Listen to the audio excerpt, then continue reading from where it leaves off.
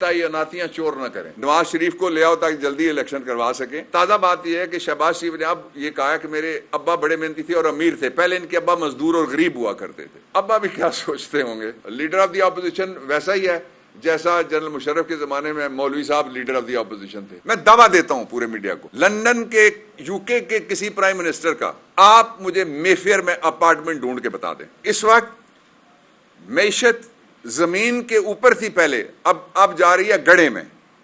مہنگائی پہلے آسمان پہ تھی، اب جا رہی ہے 7ویں آسمان پہ۔ غریب اس قابل نہیں رہا، مڈل کلاس یا بھی اس قابل نہیں رہا کہ وہ بجلی کا بل دے سکے۔ بجلی کا بل اور بڑھنے لگا ہے، اور بجلی کی ریٹس جو ہیں وہ جو انہوں نے ایک اور طریقہ نکالا ہے کہ اب جو گھر میں لگائے گا وہ بھی جو شہباز شریف کے بیٹے کی کمپنی کے ہی سارے ہوں گے نا، جو خبریں آ رہی ہیں، یا تو تردید کر دیں، ابھی کہیں جی نہیں ہے کوئی ایسی کمپنی، نہیں تردید کی نا انہوں نے، تو وہ سارے پھر اسی ایک جگہ سے آئیں گے۔ اور پہلے آپ سولر پارک بنا کے ملک کو انرجی دے چکے ہیں، جس کا ریفرنس اب اس قانون کے تحت ختم ہوا ہے۔ قوم جانتی ہے آپ کے لوٹنے کے طریقے سارے کے سارے قوم کو معلوم ہے۔ ایک راستہ بچتا ہے، وہ راستہ یہ ہے کہ پاکستان کو ایک منتخب جمہوری طریقے سے الیکشن میں لیڈرشپ ملے، وہ لیڈرشپ پاکستان کو سٹیئر آؤٹ کرے گی۔ اب جب ہم کہتے ہیں تو ان کو لگتا ہے کہ یہ عمران اس میں ہوگا، تو وہ کسی نے شعر کہا تھا عمران جب کرکٹ میں تھے کہ کہا ہم کرکٹ کھیلیں، اس نے کہا ہاں کرکٹ کھیلو۔ اس نے کہا کہ عمران کا ڈر ہے، جواب آیا کہ الیکشن آئے گا، میدان بھی ہوگا، عمران بھی ہوگا، نواز شریف کو لے آؤ تاکہ جلدی الیکشن کروا سکیں، اس لیے کہ الیکشن کے سوا پاکستان کے پاس کوئی دوسرا راستہ نہیں بچا۔ دونوں پہ میں بتا دیتا ہوں۔ پہلا آپ نے سوال پوچھا کہ کیا کورٹ جا رہے ہیں، آنسر از یس۔ اس طرح کا قانون نہیں چل سکتا، اور جب تحریک انصاف کی حکومت آئے گی جو جلد آ رہی ہے 2/3 میجورٹی کے ساتھ انشاءاللہ ثم انشاءاللہ، تو ہم اس طرح کے قوانین اور جو چوری کے راستے، چور دروازے سے چوری کے مقدمے بند ہو رہے ہیں، ان پہ ہم آنکھیں بند نہیں رکھیں گے۔ دوسرا جو آپ کہہ رہے ہیں کہ شیریں مزاری صاحبہ کے بارے میں، آپ کو پتہ ہی ہے کہ وہ مقدمہ کیا تھا، ان کی گرفتاری کیا تھی، ان کو کس طرح سے غائب کیا گیا۔ اس مقدمے میں اگر کوئی جان ہوتی تو ان کے دور میں ہی بنا تھا نا، تو وہ چلاتے نا وہ مقدمہ، یہ تو ہمارے دور میں نہیں بنا۔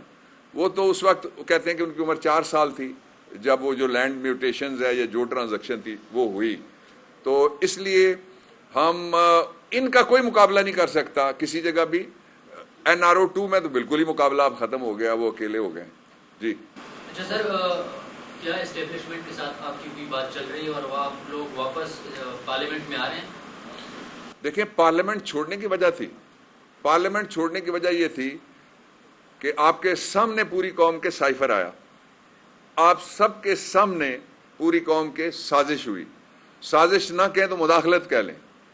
سازش یہ ہے کہ کوئی سوچے بار کے اندر جو بیٹھے ہوئے میں ان پہ حملہ کرنے جا رہا ہوں، مداخلت یہ ہے کہ وہ حملہ کرنے کی لٹھ لے کے اس میدان میں ابھی کود جائے کیمروں کے سامنے۔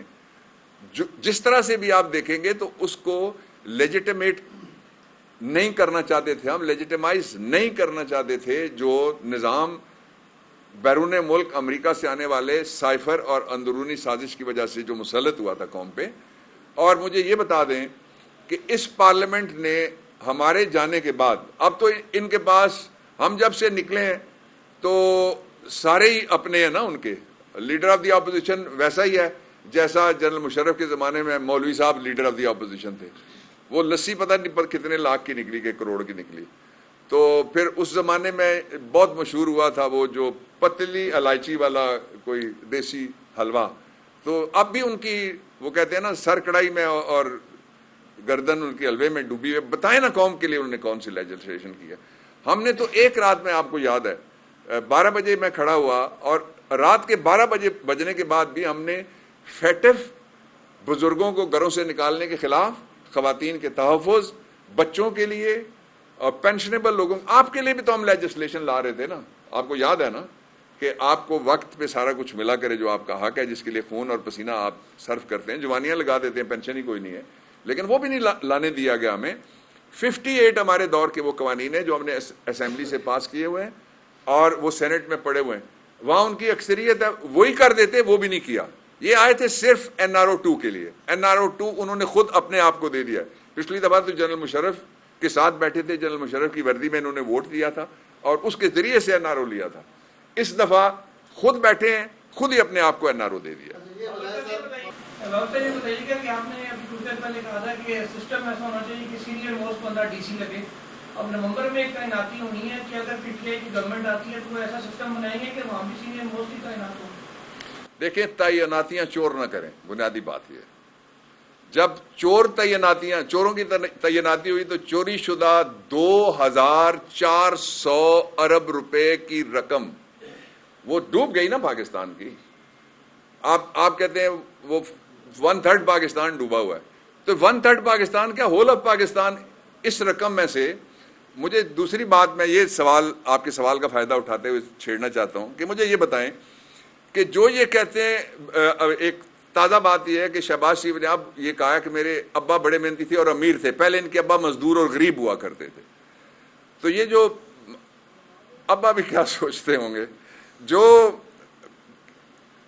بیٹا جو ہے یہ اس کا بھائی باہر بیٹھ کے, اور جو انہوں نے وہ بلبل کی طرح ترانے جو چھیڑتے ہیں پریس کانفرنسوں میں کہ میں غریبوں کے ساتھ کھڑی ہوں, تو وہ سارے کے سارے اپنے پیسے تو واپس لاؤ, پاکستان لے آؤ.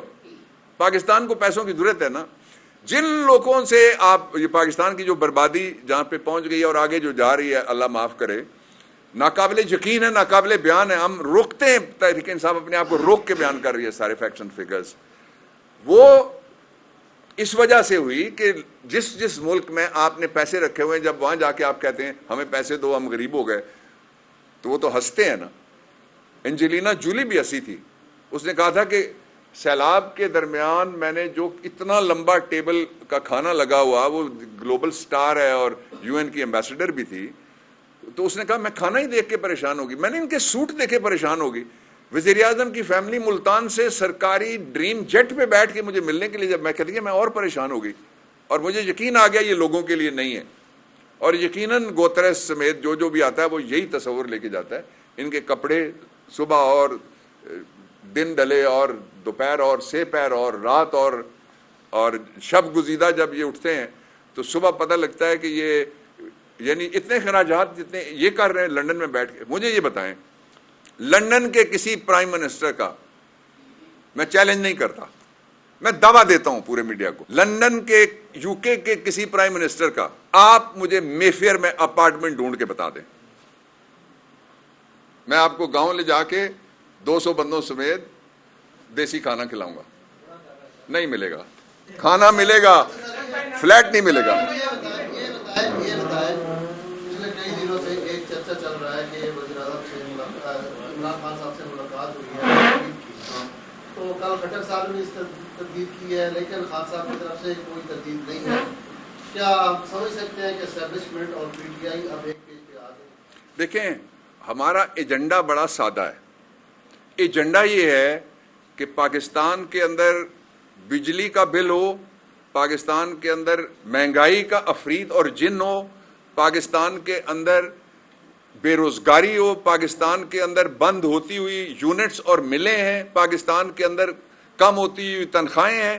اس کا ایک ہی علاج ہے, علاج کر دو, باقی سارا کچھ اس علاج میں شامل ہو جائے گا. علاج ہے فوری الیکشن.